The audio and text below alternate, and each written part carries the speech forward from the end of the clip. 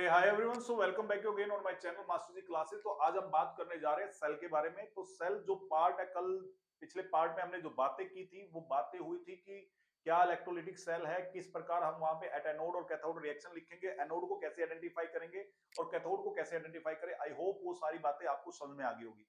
अब जो बात करने जा रहे हैं वो सेल की बात करने जा रहे हैं। आज हम न्यूमेरिकल पार्ट का हाफ पार्ट निपटा देंगे।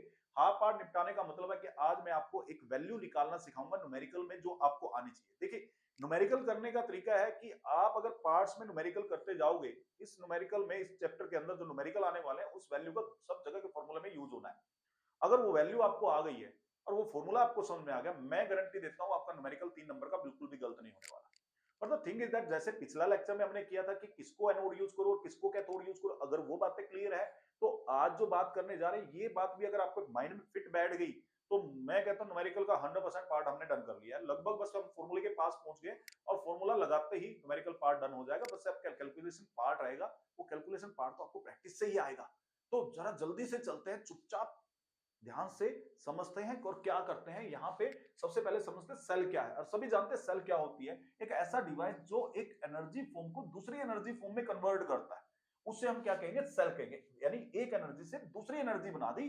तो दो तरह की यहाँ पे सेल है, एक कहलाती है इलेक्ट्रोकेमिकल सेल और दूसरी कहती है इलेक्ट्रोलाइटिक सेल। लगभग दोनों नाम में, स्पेलिंग में लगभग सेम सी नजर आती है। इलेक्ट्रो, इलेक्ट्रो ये केमिकल है, वो लिटिक है। इलेक्ट्रोकेमिकल सेल में होता क्या है, अगर आप बात करोगे यहाँ पे इलेक्ट्रोकेमिकल सेल का मतलब है जो केमिकल एनर्जी को इलेक्ट्रिकल एनर्जी में कन्वर्ट करता है। और कल हमने ये सारी बातें की थी इलेक्ट्रोकेमिस्ट्री की डेफिनेशन के अंदर। तो यानी यहाँ पे केमिकल एनर्जी से क्या बन रही है, इलेक्ट्रिकल एनर्जी। और इलेक्ट्रोलाइटिक सेल का मतलब इलेक्ट्रिकल एनर्जी किसमें कन्वर्ट हो रही है, केमिकल एनर्जी। और हमारे घर पे अगर हम बैटरी को देखें तो हमारे घर पे बैटरी जो लगी हुई है, इन्वर्टर बैटरी लगा हुआ है, तो बैटरी हमारे घर पे इलेक्ट्रिकल एनर्जी को केमिकल में स्टोर करके रखती है और जब लाइट चली जाती है केमिकल एनर्जी को इलेक्ट्रिकल एनर्जी फॉर्म में दे देती है। उसी प्रकार मोबाइल की बैटरी, मोबाइल की बैटरी जब आपने चार्जिंग लगाया तो इलेक्ट्रिकल एनर्जी को केमिकल एनर्जी में स्टोर कर लिया। और जैसे आपने चार्जिंग से हटाया और आप मोबाइल को गेम खेल रहे हो, व्हाट्सएप चला रहे हो, इंस्टाग्राम चला रहे हो, कोई भी एप्लीकेशन आप चला रहे हो, तो उसी केमिकल एनर्जी को आप क्या कर रहे हो, इलेक्ट्रिकल एनर्जी फॉर्म में ले रहे हो, यूज कर रहे हो। फिर बैटरी खत्म हो जाती है, फिर से आप चार्जिंग लगा देते हो। तो आप एक प्रकार की इलेक्ट्रोकेमिस्ट्री तो अपने डेली रूटीन लाइफ में यूज कर रहे हो। तो these are the two common example जो आपको पता होने चाहिए। होता क्या है यहाँ पे, एनोड यहाँ पे क्या रहेगी, नेगेटिव रहेगी, और कैथोड यहाँ पे क्या होगी, पॉजिटिव। वहां उल्टा हो जाएगा, एनोड पॉजिटिव और कैथोड क्या हो जाएगी, नेगेटिव। स्पॉन्टेनियस ये रिएक्शन होती है यहाँ पे क्या होती है, non spontaneous reaction. Does not require any external voltage source, इसको नहीं चाहिए यहाँ पे एक्सटर्नल वोल्टेज की सोर्स की जरूरत पड़ती है। तो ये सारी चीजें का डिफरेंस आपको पता होना चाहिए। यानी यहाँ पे हमें कोई करंट वगैरह देना नहीं पड़ता, यहाँ पे हमें क्या देना पड़ता है, करंट देना पड़ता है। ठीक है, यानी इलेक्ट्रिकल एनर्जी को केमिकल में बनना तो इलेक्ट्रिसिटी देनी पड़ेगी भाई। मोबाइल चार्जिंग पे ही नहीं लगाया और फिर कह रहे मोबाइल बंद पड़ा है तो मोबाइल तो बंद रहेगा। तो यानी आपको क्या देना पड़ेगा, बाहर से कुछ सोर्स देना पड़ेगा कि इसको इलेक्ट्रिसिटी मिले और इलेक्ट्रिकल एनर्जी किसमें कन्वर्ट हो जाए, केमिकल में। पर यहाँ केमिकल टू इलेक्ट्रिकल के लिए जरूरत नहीं पड़ेगी। आप बैटरी लेके आए हो, उसमें केमिकल डाले हुए हैं, तो बैटरी क्या करेगी, जितनी उसके अंदर एनर्जी है वो आपको इलेक्ट्रिकल फॉर्म में दे देगी और वो आप यूज कर सकते हो। यहाँ पे हो क्या रहा है इलेक्ट्रोकेमिकल सेल में, जरा समझते हैं एक एक को। जरा हम समझे, पहले सबसे पहले समझते हैं फंक्शन क्या है सोल्ट ब्रिज का। Very very very very very very important for the board point of view. ये डिफरेंस आपको आना चाहिए। अगर आपको ये डिफरेंस के साथ साथ ये भी पता लग गया सोल्ट ब्रिज का फंक्शन क्या है, पेपर में 2 मार्क्स का क्वेश्चन आता है जी। और फंक्शन जरूर पूछते हैं पेपर में और वो आपको आना चाहिए। सबसे पहले तो सोल्ट ब्रिज है क्या, एक यू शेप ग्लास ट्यूब है, ठीक है, जिसके अंदर इनर्ट इलेक्ट्रोलाइट फिलअप होते हैं। इनर्ट इलेक्ट्रोलाइट कौन कौन से हैं, अगर हम यहाँ पे बात करें, इनर्ट इलेक्ट्रोलाइट यहाँ पे KCl है, KNO3 है, KCl हो गया, KNO3 हो गया, K2SO4 हो गया, ये भी नाम पता होने चाहिए। और किसमें फिल करते हैं, अगार अगार जेल के अंदर। तो यानी मेरे पास एक यू शेप यहाँ पे एक ट्यूब है, इस प्रकार की एक यू शेप ट्यूब होती है। इसके अंदर हम यहाँ पे कॉटन बग लगा देते हैं, कॉटन से लगा दी, पर इसके अंदर जो भरते हैं हम यहाँ पे क्या भरेंगे, यहाँ पे हम इनर्ट इलेक्ट्रोड फिल कर देंगे और इस इनर्ट इलेक्ट्रोड को मिक्सअप किसके साथ करेंगे, अगार अगार जेल के साथ। तो ये इनर्ट इलेक्ट्रोड क्या है, फिल कर दिए। तो एक प्रकार की यू शेप ट्यूब, ठीक है, जिसके अंदर हमने अगार जेल के साथ इनर्ट इलेक्ट्रोड भरे हैं। एक एंड को हमने बंद कर दिया, बीकर में डिप कर दिया दोनों एंड को। यहाँ पे बीकर लगे हुए हैं तो बीकर के अंदर हमने इसको फिट कर दिया। नाउ यहाँ पे हो क्या रहा है जरा समझते हैं। यहाँ पे अगर आप देखोगे फंक्शन क्या है, एक तो प्रिवेंट करता है, prevent the passage of one electrolyte into the another. तो ये एक इलेक्ट्रोलाइटिक सॉल्यूशन को दूसरे में जाने नहीं देता, इनकी एंट्री बंद कर, complete the inner cell circuit. Inner cell circuit को क्या करता है, इनर सेल सर्किट को कंप्लीट करता है। ये फंक्शन सबसे मेन है जो मैं आपके सामने, इनर सेल सर्किट को कंप्लीट करता, बिना सोल्ड ब्रिज के उसका सर्किट कंप्लीट होने वाला नहीं है। तो अगर आपको सर्किट कंप्लीट करना किसी भी सेल का, तो आपको उसके अंदर सोल्ड ब्रिज लगाना पड़ेगा। तो salt bridge inner cell circuit को क्या करता है, कंप्लीट करता है। थर्ड, अगर हम बात करें यहां पे थर्ड की, it maintain the electrical neutrality of the solution. यानी किसी बीकर में अगर नेगेटिव चार्ज बढ़ गया तो उसको पॉजिटिव देके उसको न्यूट्रलाइज कर देगा, किसी पॉजिटिव बढ़ गया उसको नेगेटिव देके उसको न्यूट्रलाइज कर देगा। तो इनर्ट इलेक्ट्रोड वो पार्टिसिपेट नहीं करते रिएक्शन में, बट न्यूट्रलाइज करता है बोथ द सेल्स को, use to connect both the beaker. दोनों बीकर्स को कनेक्ट करने के लिए भी यूज किया जाता है। पर दो मेन फंक्शन जो आपको पेपर में मेंशन करने होते हैं, एक इनर सर्किट को कंप्लीट करता है, दूसरा इलेक्ट्रिकल न्यूट्रलिटी मेंटेन रखता है। तो ये दोनों फंक्शन सोल्ड ब्रिज के आपको आने चाहिए, बिल्कुल पता होने चाहिए। नाउ इलेक्ट्रोकेमिकल सेल क्या है, उसे गैल्वेनिक सेल भी कहा जाता है, वोल्टेज सेल भी कहा जाता है। It is used to convert, अभी थोड़ी देर पहले पढ़ा था, convert chemical energy into electrical energy में। तो केमिकल एनर्जी को इलेक्ट्रिकल एनर्जी में कन्वर्ट करने के लिए हम जो यूज करते हैं उसे इलेक्ट्रोकेमिकल सेल, गैल्वेनिक सेल या फिर क्या कहेंगे वोल्टेज सेल। पेपर में ये दोनों नाम आते हैं, गैल्वेनिक भी और वोल्टेज भी। बच्चा कंफ्यूज होता है क्या लिखूं। अभी थोड़ी देर पहले आपको सारा डिफरेंस बताया था, अगर आप पीछे जाते हो तो ये दोनों डिफरेंस आप करके आए हो। ये केमिकल एनर्जी को इलेक्ट्रिक में, एनोड क्या है नेगेटिव, कैथोड क्या है यहाँ पे पॉजिटिव। स्पॉन्टेनियस रिएक्शन होती है और इसे किसी भी एक्सटर्नल सोर्स की रिक्वायरमेंट नहीं होती। नाउ यहाँ पे है क्या, हम दो हाफ सेल यूज करते हैं, one compartment second compartment. Left hand side में आपका एनोड है, राइट हैंड साइड में आपका कैथोड है। एनोड पे ऑक्सीडेशन होती है, कैथोड पे रिडक्शन होती है। ये बातें हम प्रीवियस लेक्चर में भी कर चुके हैं। और बीच में एक सोल्ट ब्रिज लगाया है। तो सोल्ट ब्रिज करता क्या है, इनर सर्किट को कंप्लीट करता है, दूसरा इलेक्ट्रिकल न्यूट्रलिटी मेंटेन करता है, दो बीकर्स को, दो कंपार्टमेंट को जोड़ के रखता है। और यहाँ पे हमने एनोड और कैथोड को एक वोल्ट मीटर के साथ जोड़ दिया है। यहां से एनोड से कैथोड पे इलेक्ट्रॉन पास होते हैं, एनोड से यहां से क्या जाएगा, इलेक्ट्रॉन जाएंगे। तो यहां से अगर आप कोई पूछ ले आपसे इलेक्ट्रॉन कहां से कहां मूव करते हैं, तो आपने मेंशन करना है एनोड से कैथोड पे इलेक्ट्रॉन ट्रांसफर होते हैं, और करंट पूछ ले तो करंट ट्रांसफर होता है कैथोड टू एनोड। ये बात याद रखना, कोई आपको बताए ना बताए, ये नॉलेज आपको माइंड में रखनी है। ऑब्जेक्टिव पार्ट में इसके बारे में पूछा गया है। तो करंट कहां से कहां, दोनों एक दूसरे के क्या है, उल्टे हैं। ठीक है, तो यहां पे क्या हो रहा है, अपोजिट है, इलेक्ट्रॉन एनोड से कैथोड की तरफ। तो एनोड टू कैथोड क्या हुआ, इलेक्ट्रॉन एसी। ठीक है, और अगर बात करें कैथोड टू एनोड, यहां पे क्या हो रहा है, करंट। ठीक है, तो करंट दौड़ रहा है। तो ये आपको पता होना चाहिए, ये बात जरूरी है। अगर ये बात आपको पता लग गई तो आपका एक नंबर आपने फिट कर लिया है और फिक्स कर दिया, और एक नंबर आपका कहीं से भी नहीं कटेगा। और वही मैं आपको श्योरिटी दे रहा हूं अगर आप मेरा लेक्चर सुन रहे। अब यहाँ पे क्या है, हमने एक बिकर लिया, उसमें हमने जिंक रोड को लिया एज ए एनोड। क्योंकि जिंक को एज ए एनोड क्यों लिया, क्योंकि zinc is more reactive, zinc is more reactive as compare to copper. तो ऑन द रिएक्टिविटी सीरीज ये किसका काम करेगा, एनोड का, और ये किसका काम करेगा, कैथोड का। तो जिंक को हमने किसमें फिल कर दिया, जिंक सल्फेट सॉल्यूशन में डिप कर दिया। और यहाँ पे कॉपर लिया, कॉपर को कॉपर सल्फेट सॉल्यूशन में डिप कर दिया। अब यहाँ पे हो क्या रहा है, हम इस सेल की रिप्रेजेंटेशन कैसे करेंगे। एक बात आती है कि हम इसे रिप्रेजेंट कैसे करें। एनोड पे क्या हो रहा है, ऑक्सीडेशन, कैथोड पे क्या हो रही है, रिडक्शन। तो इसको रिप्रेजेंट करना भी आपको आना चाहिए। उसको रिप्रेजेंट करने का तरीका क्या है, जरा समझते हैं। ठीक है, तो तरीका क्या है उसको समझने का, कि आपको आज मैंने न्यूमेरिकल का आधा हिस्सा करा देना है। और वो क्या करवाना है, एन की वैल्यू। एन क्या है, सबसे पहले तो एन का मतलब होता है number of electron lose or gain. Sir ये तो कल बात हुई थी, बिल्कुल हुई थी बात वही पिछले लेक्चर में। लूज और गेन क्या करना, बैलेंस होने चाहिए। आपके क्या होने चाहिए, एनोड और कैथोड पे बैलेंस होने चाहिए। बिल्कुल डन है जी। अब जरा यहां से समझते हैं, ये जो पार्ट है ये आपका एनोडिक पार्ट है, और ये जो पार्ट है ये आपका कैथोडिक पार्ट है। ठीक है, और यहां पे अगर हम देखें बीच में ये जो लगे हुए हैं दो ऐसे रिप्रेजेंट है, ये आपकी सेल रिप्रेजेंटेशन कर रहा हूं। तो पेपर में आता सेल रिप्रेजेंटेशन आनी चाहिए, तो इक्वेशन से तो ये सेल रिप्रेजेंटेशन हो रही है। तो सेल रिप्रेजेंटेशन में ये किसको मेंशन करता है, सोल्ट ब्रिज को। किसको रिप्रेजेंट करता है, सोल्ट ब्रिज को। तो इस बात को याद रखना। तो मेरे पास यहां से एन निकालना है। तो एन निकालने का तरीका क्या है, हम जरा जल्दी से पिक करते हैं और चलते हैं इक्वेशन पे। यहां पे हो क्या रहा है, तो मैं व्हाइट बोर्ड यूज करते हैं हम, यहां पे व्हाइट बोर्ड हम यूज करें यहां पे, तो हम इसको समझेंगे। लो जी, यहां पे सबसे पहले हम क्या लिखेंगे, अब मुझे जो इक्वेशन दी है यहाँ पे जिंक और साथ में क्या दिया है कॉपर, तो जिंक किस में डिप किया, जिंक सल्फेट में, ठीक है, ये सोल्ट ब्रिज है, और कॉपर सल्फेट में क्या डिप किया हमने, कॉपर। अब हमने इसकी सेल रिप्रेजेंटेशन देनी है हमने, तो सबसे पहले एट एनोड लिखेंगे, एनोड पे क्या होती है, ऑक्सीडेशन होती है, वेरी गुड। तो ऑक्सीडेशन कैसे होगी, जिंक जो है सॉलिड से किसमें कन्वर्ट हो गया, जिंक टू पॉजिटिव एक्वस के अंदर, प्लस क्या लूज किए, 2 इलेक्ट्रॉन। एट कैथोड, कैथोड पे क्या होगी, रिडक्शन, रिडक्शन हो रही है कॉपर टू पॉजिटिव एक्वस, ठीक है, क्योंकि आयंस हमेशा एक्वस या मोल्टन स्टेट में होते हैं, तो इसने क्या गेन किए, 2 इलेक्ट्रॉन गेन किए और किसमें कन्वर्ट हो गया, कॉपर सॉलिड के अंदर, ठीक है। अब इसकी ओवरऑल इक्वेशन लिखनी है हमने, क्या लिखनी है, ओवरऑल इक्वेशन।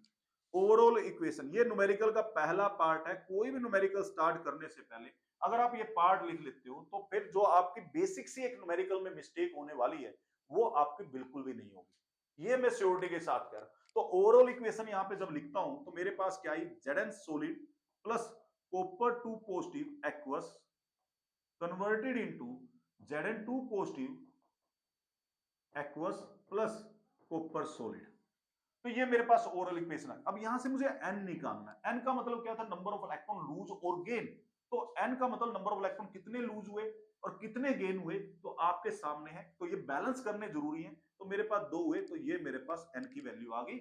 ये आपका पार्ट 1 हो गया है न्यूमेरिकल का, और पार्ट 1 में बस आपको n निकालना आना चाहिए।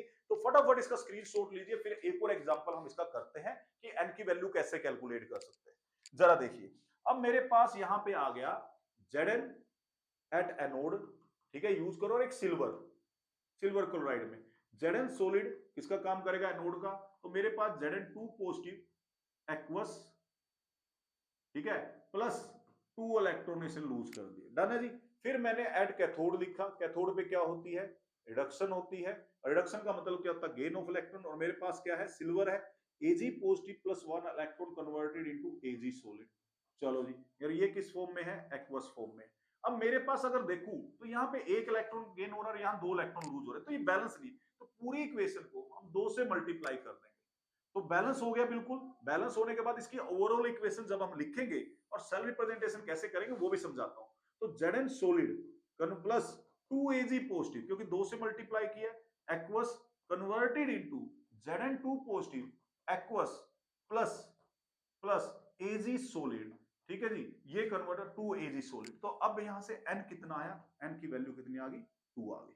तो मेन आपको पार्ट 1 न्यूमेरिकल का आना चाहिए। यही चीज अगर आप टुकड़ों में करते जाओगे, स्टेप वाइज करते जाओगे, आपका न्यूमेरिकल में कोई गलती नहीं होने वाली। बहुत सारे बच्चे एन की वैल्यू ही नहीं निकाल पाते और न्यूमेरिकल का पहला हिस्सा ही गलत हो गया, तो आप जितना मर्जी फॉर्मूला अच्छा से लगा लीजिए, वैल्यू गलत पुट होगी, कैलकुलेशन गलत होगी, तो आपको न्यूमेरिकल में कुछ भी नहीं मिलने वाला। तो मैं मेन यही बात करने जा रहा हूं आपसे कि आपने न्यूमेरिकल में इन बातों का ध्यान देना है, और अगर इन बातों का आपने ध्यान दे लिया तो फिर आपकी कोई गलती नहीं होगी, गलती से भी गलती नहीं करोगे, इतना मैं आपको श्योरिटी के साथ कह रहा हूं।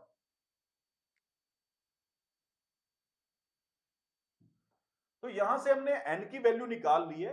n की वैल्यू निकालने के बाद हम यहां पे समझेंगे इलेक्ट्रोपोटेंशियल, यानी पार्ट 2 पे आ गए।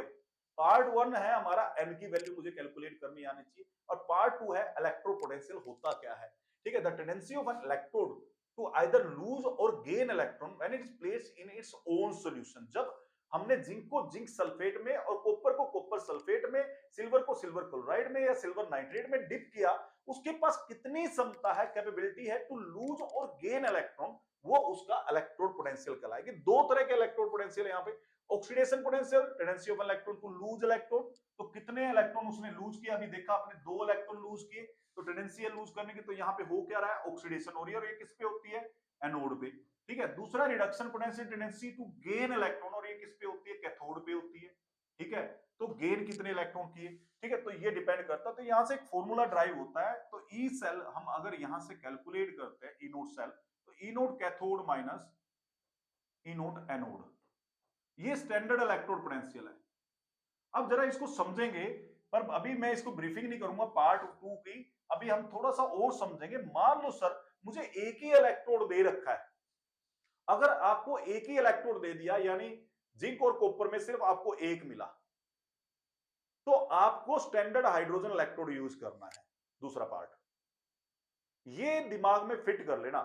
जैसे मुझे जिंक दे दिया, ठीक है, फिर मुझे एक चीज को याद जरूर रखना माइंड में, क्या था, केदारनाथ का माली आलू जरा फीके पकाता है, कौन है, आगे आओ। ये बात याद रहनी चाहिए। अब अगर मुझे जिंक दिया है तो दूसरा मैं हाइड्रोजन मान के चलूंगा, अगर मुझे कॉपर दिया है तो दूसरा मैं हाइड्रोजन मान के चलूंगा। इन दैट केस अगर जिंक है तो जिंक काम करेगा एनोड का, और एसएचई यानी स्टैंडर्ड हाइड्रोजन काम करेगा कैथोड का। ये याद रखना, क्योंकि zinc is more reactive. Zinc क्या है, मोर रिएक्टिव है, ठीक है। अगर मुझे कॉपर दे दिया तो कॉपर काम करेगा कैथोड का, और एसएचई काम करेगा एनोड का, क्योंकि hydrogen is more reactive. Hydrogen क्या है, मोर रिएक्टिव है एज कंपेयर टू कॉपर के। तो ये बात माइंड में बिठा लेना न्यूमेरिकल पॉइंट ऑफ व्यू से। अगर ये बात माइंड में नहीं बिठाई, और इसका ई नोट सेल कितना होता है, 0 होता है, क्योंकि हाइड्रोजन ही एज ए एनोड और एज ए कैथोड काम करता है। तो +1 में पढ़ के आते हो, तो टोटल सेल पोटेंशियल इसका कितना है, 0 है। तो इसको 0 मान के चलना है। वही चीज यहाँ पे मेंशन है, तो आप इक्वेशन को देख सकते हो। एसएचई भी बोलते हैं इसको, एनएचई भी बोलते हैं, नॉर्मल हाइड्रोजन इलेक्ट्रोड भी इसको बोला जाता है। तो ये बात आपको पता होनी चाहिए। अगर ये बात आपको पता लग गई तो यहां जरा समझते हैं, सॉरी, जरा समझते हैं कि है क्या SHE. Is a device used to calculate standard electrode potential of any electrode. किसी भी किसी का भी स्टैंडर्ड इलेक्ट्रोड पोटेंशियल आप निकालना चाहते हो, इनोड सेल निकालना चाहते हो, तो आपको एसएचई यूज करना पड़ता है। वही आपको बताता है कि वैल्यू प्लस में आएगी या माइनस में आएगी, यहाँ पे ऑक्सीडेशन पोटेंशियल होगा या रिडक्शन पोटेंशियल होगा, वो यही बताएगा। It can act as both oxidation as well as reduction potential. वो तो हम जानते हैं कि हमने यहाँ पे एक इलेक्ट्रोड लिया था, कॉपर वायर को हमने उसके साथ क्या बांध दिया था, यहाँ पे मरकुरी फिल किया, प्लेटिनम को बांध दिया था और एसिड में डुबो दिया, हाइड्रोजन गैस निकली थी बाहर। तो यहाँ पे at anode hydrogen 2H positive plus 2 electron, at cathode 2H positive plus 2 electron gain करने के बाद हाइड्रोजन बना। दोनों का पोटेंशियल सेम है, तो ये कैंसिल आउट कर देंगे दूसरे को, तो यहाँ पे कितना आ जाएगा, 0 आ जाएगा। अब ऑन दैट बेसिस अगर इलेक्ट्रोकेमिकल सीरीज देखें, अरेंजमेंट देखें इलेक्ट्रोड पोटेंशियल को इंक्रीजिंग ऑर्डर में, तो हम नीचे की तरफ जब जाते हैं तो यहाँ पे हमारा जो लिथियम का ई नोड सेल है वो -3.05 वोल्ट होता है। कैल्शियम का ऑन द एसएचजी बेस हमने कैलकुलेट किया है -2.87 वोल्ट होता है। एल्यूमिनियम -1.66 वोल्ट होता है। जिंक 0.76 वोल्ट होता है। आयरन 0.44 वोल्ट होता है। निकल -0.25 वोल्ट होता है। लेड -0.13 वोल्ट होता है। तो ये माइनस के हैं आपके। और अगर हाइड्रोजन की बात करें तो हाइड्रोजन कितना है, 0। कॉपर होता है +0.34 वोल्ट, ठीक है। Silver +0.80 volt, bromine +1.08, gold +1.50। तो आप कहोगे सर जो मोर रिएक्टिव है, एनोडिक इक्वेशन है, वो तो माइनस में आई, और जो कैथोडिक आई वो सारी की सारी प्लस में आई। बिल्कुल है जी, वो आप याद कर सकते। एप्लीकेशंस क्या है, कहां यूज होता है और क्या फॉर्मूला हम यहाँ पे यूज करेंगे, सेकंड पार्ट जो हमारा न्यूमेरिकल का है वही चीज यहाँ पे समझाई गई है, उसी चीज को हमने ध्यान से समझना है। तो जरा हम देखें, comparison of relative reducing power और ऑक्सीडाइजिंग पावर को हमें बताता है। प्रिडिक्टिंग द फिजिबिलिटी यानी रिएक्शन होगी या नहीं होगी उसके बारे में बताता है। Predicting whether metal will react with dilute mineral acid और विल इवोल्व हाइड्रोजन गैस और नॉट। तो हमें बताता है ये रिएक्शन हो रही है, और अगर हो रही है क्या एवोल्यूशन ऑफ गैस होगा या नहीं होगा उसके बारे में बताते हैं। एक्टिविटी और रिएक्टिविटी ऑफ मेटल के बारे में बताते हैं कि मेटल कितनी एक्टिव है और कितनी ज्यादा रिएक्टिव है। कैलकुलेशन कैसे करेंगे ईएमएफ का, ईएमएफ की फुल फॉर्म क्या है, ईएमएफ की फुल फॉर्म होती है इलेक्ट्रोमोटिव फोर्स। इलेक्ट्रोमोटिव फोर्स आ जाए कैलकुलेट करने के लिए, या फिर स्टैंडर्ड इलेक्ट्रोड पोटेंशियल आ जाए आपके पास, स्टैंडर्ड इलेक्ट्रोड पोटेंशियल। जब भी ये वर्ड लग गया स्टैंडर्ड, ठीक है, तो याद रखना स्टैंडर्ड कंडीशंस को, और स्टैंडर्ड के लिए हम नोट मेंशन करते हैं जैसे यहां पे। तो ईएमएफ बोले तो ई नोट सेल, ई नोट सेल कितना होता है, ई नोट कैथोड माइनस ई नोट एनोड। अब प्रॉब्लम यहां है बच्चों को कि किसको कैथोड और किसको एनोड यूज करो। अगर पार्ट 1 अच्छा किया है तो पार्ट 1 में आपने यही सीखा है उस पार्ट पे कि पार्ट 1 में एट एनोड कौन सा है और एट कैथोड कौन सा है। हमेशा आयनिक वाला पार्ट लेना है। कौन सा लेना है, आयनिक वाला पार्ट। और आयनिक पार्ट क्या है, ये जो एक्वस बना है, यानी जिंक से जिंक 2 पॉजिटिव बना, तो जिंक 2 पॉजिटिव को कंसीडर करेंगे। Copper 2 positive plus 2 electron into copper, तो कॉपर 2 पॉजिटिव को हम यहाँ पे न्यूमेरिकल में यूज करेंगे, कॉपर सॉलिड को या जिंक सॉलिड को नहीं यूज करेंगे। तो कैथोड पे क्या होती है, रिडक्शन होती है, और एनोड पे क्या होती है, ऑक्सीडेशन होती है। तो हमने ये वाला फॉर्मूला यहाँ पे यूज करना है to calculate E naught cell यानी स्टैंडर्ड इलेक्ट्रोड पोटेंशियल। ये आपका न्यूमेरिकल का क्या है, पार्ट 2 है। तो ये पार्ट 2 आपको आना चाहिए। ऑन दैट बेस हम क्या लिखते हैं, हम यहाँ पे नस्ट इक्वेशन लिखते हैं। ठीक है, तो नस्ट इक्वेशन हम समझेंगे नेक्स्ट पार्ट में कि कैसे हम एक नस्ट इक्वेशन को लिखते हैं। तो उम्मीद करता हूं ये दोनों पार्ट की आप अच्छे से प्रैक्टिस करोगे, और इस पार्ट की प्रैक्टिस करके समझोगे कि पार्ट 1 पार्ट 2 को कैसे रिलेट करना है। सबसे पहले आपने at anode at cathode equation लिखनी है, फिर उससे n की वैल्यू निकालनी है। n होता है नंबर ऑफ इलेक्ट्रॉन लूज और नंबर ऑफ इलेक्ट्रॉन गेन, तो वो बैलेंस होने चाहिए।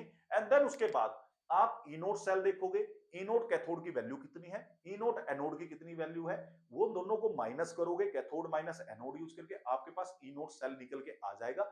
जब आपके पास ई नोट सेल निकल के आ जाएगा और एन की वैल्यू निकल के आ जाएगी, वो यूज होगी नस्ट इक्वेशन यानी पार्ट 3 में। तो 3 पार्ट में मैंने कहा था इस न्यूमेरिकल को ब्रेक किया है, तो 2 पार्ट मैंने समझा दिए। इस वीडियो को अच्छे से वॉच करना है और लाइक शेयर सब्सक्राइब करना बिल्कुल नहीं भूलना है। तो मिलेंगे हम पार्ट 3 में।